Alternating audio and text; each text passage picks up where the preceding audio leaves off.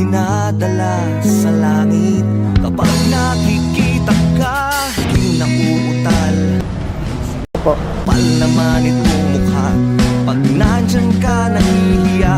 Ano bang mundo? Bag niyo po.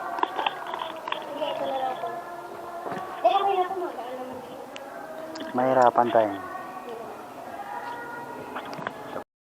I don't really know anymore how to feel open again.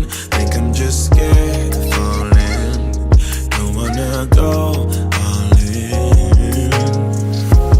I don't really know anymore how to. Sa Pahardo Street naman tama. Opo, Pahardo po. Estudyante kayo, ma'am? Opo. Sa UWin kayo nag-aaral? Hindi po, Cavite po. Uy, alayo. Opo, nagbabakasyon na ako dito, bakasyon na. Sana all may bakasyon, no?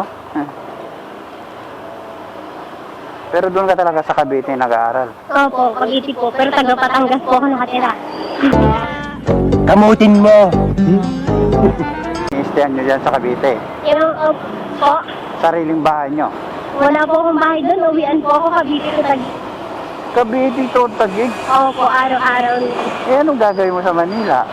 Po, Gagawin mo sa Manila? nakikisabay po akong pauwi po ako ng Batangas bukas. Makikisabay po lang ako doon. Bali po bukas sa umaga, luwas po kami. Kaya ako po dala yung ibang gamit. Oh my God! Wow! Akala ko hatid na kita sa Cavite. Saan ka sa Cavite? Sa Imus po. Malapit lang. Doon ang kita hatid, ma'am. Sa yun, DLTV? Po, DLTV na bus? Hindi. sa Lagustin po. Sa Nabusting. Opo. Minsan DLTV po pag wala pong sa Lagustin. Pag wala- Mas malapit po kasi yung baba ng sa Lagustin sa amin kaysa sa DLTV. Sa Batangas, karamihan ng taga-Kalaka din yan lahat. Sino? Diyan sa DMCI. DMCI? Oo. Opo, mga taga-Batangas po nandyan. Malapit lang po andun sa amin ng DMCI. Diyan, Ano kampanya yan kuya? DMCI. Ayan o. Ay. Itong nakaito. Okay.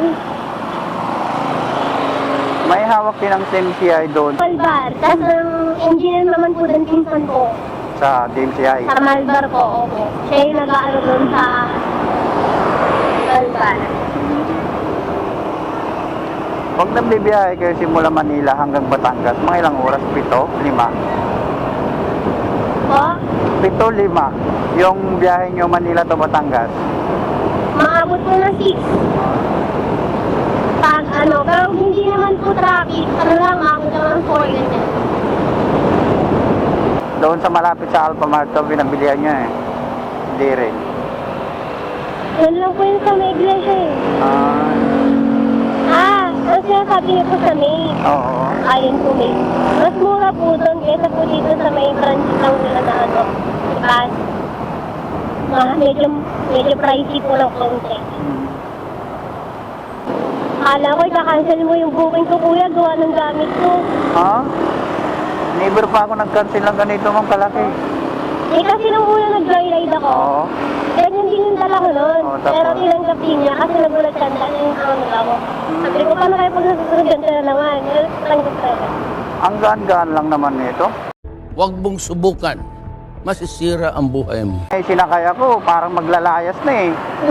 Oo. May hawak-hawak pa siyang dalawang bag. Hindi ko maiwas na hindi magdala ng gamit pag uuwi ng probinsya eh. Siyempre. Tapos ang hirap po mag-commute. At 300 lang yung budget ko sa pamasahe. Opo. Sabi ko, try ko naman yung usap. Sabi ko, hilamin ko muna yung kanyaan. Kung ko dyan, nasabay ulit. Diyan din sa Pahardo ako nagpaano. Oo. Ginamit ko na po yung number ko nun. Pero ka na rin nag-aaral. Full clear po. Uy, engineer. Edu. Uy. Pag Edo daw, ma'am, magagaling daw mag-English. Kano ba yun? Ay, hindi ho. Hindi ko naniniwala. Oo. Hindi po. kadalasang graduate ng EDO pero hindi nila ginagamit? Hindi ko po masasabi. Kasi, tulad ko naman klase kung ano, Oo. hindi sila pag-graduate na yung September. Ano sila, teacher po ngayon, nagtuturo na sila eh. Friday. Pag Friday po kasi pwede po pumasok eh. Lalo na early childhood po, mas kailangan po ng early na mga bata na teacher ngayon. Kaysa sa secondary po. Opo, mas madami pong tumatanggap ng pang-early na teacher, yung pang-bata po, yung preschool. Kahit hindi ka po magaling, mabilis ka ma-hire kasi mas kailangan po talaga ngayon sa dami pong bata. Dami pong school na tumatanggap kahit hindi masyadong magaling sa ano. Okay, sa naman... But mas malaki pa po yung secondary sa amin. So, graduating ka na pala ngayon? Hindi po. Nag-drop po kasi ako bali April pa. Isang sen pa po yung hahabulin ko. Uy, bakit nag-drop? Sabi ko nga po kanina, nag-uwi po ako sa BT to Taguig. Hindi na po kinaya yung pressure. Oh, sabi ko, Po. nag-import ka pa. Hindi ko sabi Nag-import ka ba? Akala ko nag-iinom. Sorry kuya. Naging honest tuloy ako. Oh, talaga lang, mama. Di ba? What the fuck? Kaya nga po nag-aaya na mga ganun yung nag-iinom. Oo. Nakaano lang po talaga sila. Nakapungkos lang talaga sila. Halos magagaling po sila lahat. Yung sabi nila mababait, kinukuha daw agad ni Lord. Ay, parang hindi. Hindi po ako mabait. Pero honest lang. Honest lang. Yeah, boy. Ay, Ha? tunay ho yan. Bakit? Hindi naman nakagisa, hindi naman po na mamumulubi. Siyempre, nasa partido po yan ng babae at ng lalaki kung ano pong klaseng kasaling gusto nila. Ganun ba Wala, yun? hindi naman po sa mamumulubi. Nasa sa kanila naman po kung gusto nilang maghanda ng bongga. Pero pag naghahanda po talaga ng bongga, hindi mo talaga maiwasang hindi baboy yung maramihang baboy, ganyan. Uy, ba't baboy? Akala ko, tuwing kasal, baka lang hinahanda. Baka at kambing, ayun po. Oo. Yan. Mas lang ang baka. Tapos yung baboy, binibigay lang sa mga kukuning ninong at ninang. Opo. So, ibig sabihin kung halimbawa manligaw pa, manligaw ka sa bahay, Gusto ng kasal na gano'n. bongga. Depende po yan sa partido. Meron naman po simple lang na gano'n. Depende naman po sa nag-uusap. Pero pagkasalang bonggaan, gano'n po talaga sa Batangas na nakagitna. Talagang kultura talaga yung Oo. ipinapatupad. Talagang kung mag-iisip ko yun ng titang kasal na taon, talagang pag-iipunan nyo muna bago sumapit yun. Ano ay salita niyo mga alae, mga ganon? Hindi rin. Ganun ho yung salita sa amin. Oo, alae. Ako'y matagal na ho din eh, kaya ako hindi na masyadong nasanay na rin ako salitang Maynila. Ilang taon na din ako dito nakatira ngayon. Hindi, sabi ni magaganda daw mga Batanggenya. Eh? Ay, nako. Yan lang, hindi ko masasabi sa inyo. Ano ho, ang tunay na nakakakita. Sana. Oh. Doon na mismo sa bahay niyo manligaw yun, hindi dito sa labas. Depende. Depende pa rin sa ano yan, sa lalaki po at saka sa... Kaya iba na po yung panahon kesa sa dati. Dati talaga, sinasabi po kami ng tatay namin na mga nanliligaw doon sila, hindi daw lang, talagang pupunta po talaga sa bahay. Sabi po ng aking lola.